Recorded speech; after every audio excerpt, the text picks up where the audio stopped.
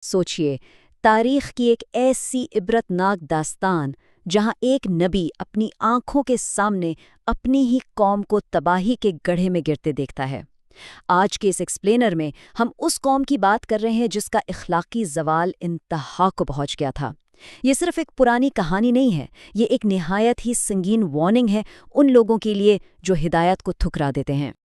اب ذہن میں ایک سوال آتا ہے، ایک ایسا شہر جسے ہر نعمت ملی، ہر سہولت دستیاب تھی، وہ پل بھر میں، جی ہاں صرف ایک پل میں، صفائے ہستی سے مٹ کیسے گیا؟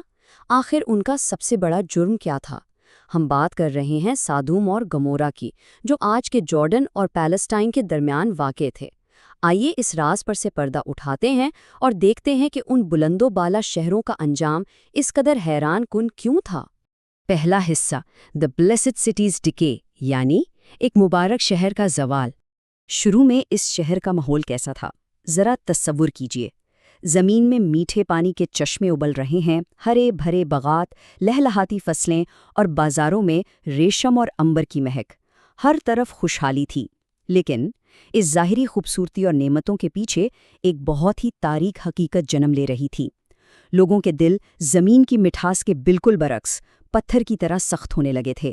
انہوں نے انسانی فطرت کو ہی ترک کر دیا، کھلے عام بے حیائی، ظلم اور لوٹ مار کو اپنا معمول بنا لیا۔ دیکھیے، تباہی کبھی بھی راتوں رات اچانک نہیں آتی، یہ ایک سلسلہ ہوتا ہے۔ شروع میں یہ گناہ اکیلے میں چھپ چھپ کر کیے جاتے تھے۔ پھر کیا ہوا؟ پھر قوم کے سرداروں نے بجائے اسے روکنے کے مسکرا کر اس کی حوصلہ افزائی شروع کر دی، اسے بس ایک مزاح قرار دے دیا، اور پھر یہ سب ایک تہذیبی رنگ میں ڈھل گیا، جہاں کھلی بیٹھکوں میں اعلانیہ بے حیائی ہونے لگی۔ بات یہاں تک پہنچ گئی کہ کھلے عام ہریسمنٹ اور مسافروں کی لوٹ مار شروع ہو گئی۔ یہ انسانی تاریخ کا ایک ایسا انوکھا جرم تھا جو اس سے پہلے دنیا میں کسی نے دیکھا ہی نہیں تھا۔ دوسرا حصہ، حضرت لوط علیہ السلام کا بھاری بوجھ۔ اب ذرا اس منظر کو ایک نبی کی نظروں سے دیکھیے۔ جب حضرت ابراہیم علیہ السلام اور ان کے بھتیجے حضرت لوط علیہ السلام اللہ کے حکم سے شام کے علاقے میں آئیں تو حضرت لوط کو سادوم بھیج دیا گیا۔ یہاں پہنچ کر انہوں نے جو دیکھا وہ دل ہلا دینے والا تھا۔ مرد فطرت کے بالکل خلاف مردوں کی طرف مائل ہو رہے تھے۔ گلیوں میں بے حیائی کے کھلے عام میلے سجے تھے۔ کوئی مسافر باہر سے آتا تو اسے پریشان کیا جاتا، اس کا مال لوٹ لیا جاتا۔ اور سب سے افسوس کی بات پتہ ہے کیا تھی؟ وہ لوگ ان حرکتوں پر شرمندہ ہونے کے بجائے فخر کرتے تھے۔ ایک نبی کے لیے منظر دیکھنا یہ صرف دکھ کی بات نہیں تھی، یہ ایک شدید ذہنی اذیت تھی۔ تیسرا حصہ، سادوم کی متکبر اور مغرور قوم۔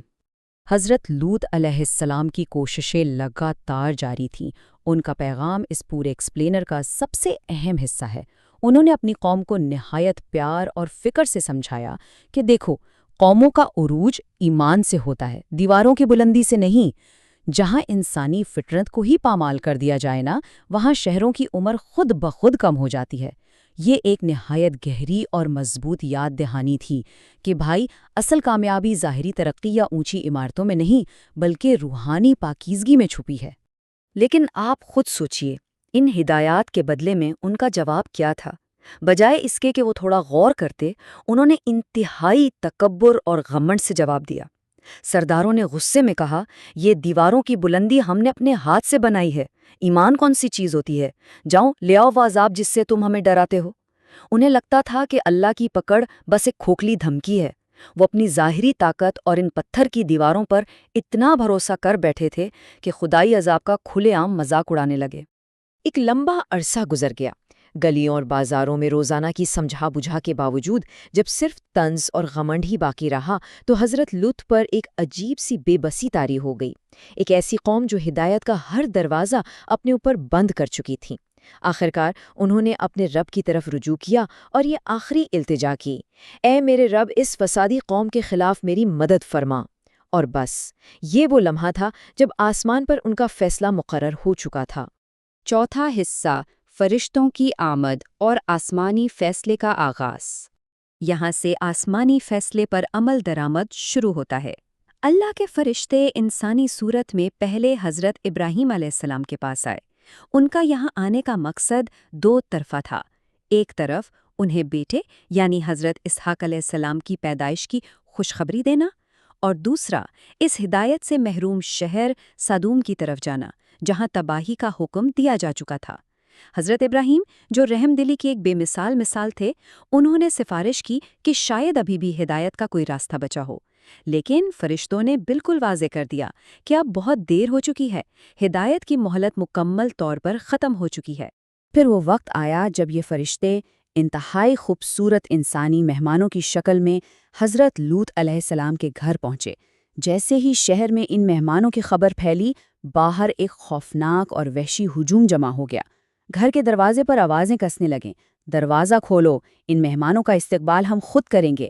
حضرت لوط نے اس وقت انہیں سمجھانے کی ہر ممکن کوشش کی، اللہ کا خوف یاد دلایا، انہیں آخری بار بچانے کی کوشش کی، لیکن قوم ذہنی اور روحانی طور پر بالکل اندھی ہو چکی تھی۔ 5واں حصہ، دی فائنل اسکیپ، آخری نجات کا سفر۔ اس نازک لمحے پر فرشتوں نے اچانک اپنی اصلی شناخت ظاہر کر دی اور بچاؤ کا ایک آخری آسمانی پروٹوکول جاری کیا۔ حضرت لوط نے ایک نبی ہونے کے ناطے جلدی سے اپنے ان چند ایمان والوں اور گھر والوں کو جمع کیا۔ وہ اپنے ان ماننے والوں کی حفاظت کے لیے شدید فکر مند تھے۔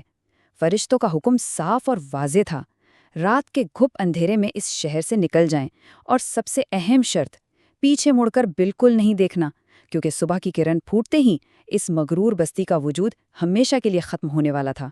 6 اور آخری حصہ، دی الٹیمیٹ ریٹریبیوشن، انصاف کا وہ حتمی لمحہ جسے تاریخ آج تک بھلا نہیں سکی۔ جیسے ہی وہ سرزمین ایمان والوں سے خالی ہوئی، عذاب کا آغاز ہو گیا۔ صبح ہوتے ہی زمین انتہائی شدت سے لرزنے لگی، ایک ایسی عجیب اور خوفناک تھرتھراہٹ جس مٹی نے انہیں بے تحاشا پھسلیں اور پھال دیے تھے، آج وہی مٹی ان کے قدموں کے نیچے سے پھٹ رہی تھی۔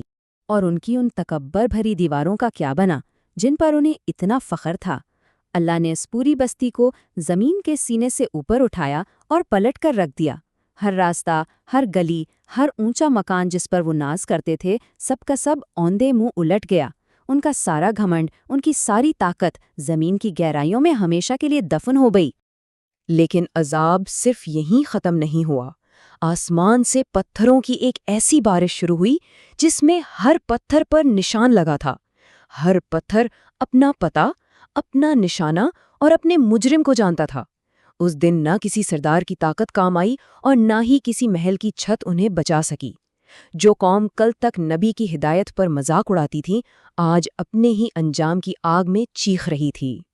تو سوچئے، ایک ایسا شہر جو سہولتوں اور وسائل کی بے مثال تھا، اسے پل بھر میں ایسے مٹا دیا گیا کہ اس کا نام و نشان تک باقی نہ رہا۔ لوگ مٹ گئے، شہر مٹ گئے، لیکن ان کا واقعہ تاریخ کے صفوں میں ہمیشہ کے لیے محفوظ ہو گیا، تاکہ آنے والی نسلیں اس سے عبرت حاصل کر سکیں۔ اس تفصیلی جائزے کے آخر میں اپنے آپ سے ایک سوال ضرور پوچھئے، جب خدائی ہدایت اور انسانی فطرت کو مسلسل ٹھکرایا جاتا ہے تو اس کا انجام کتنا خوفناک ہو سکتا ہے؟ قوم لوط کی اس تباہی سے ہم سب کے لیے سب سے بڑا سبق آخر کیا ہے؟ اس بات پر ضرور غور کیجیے گا۔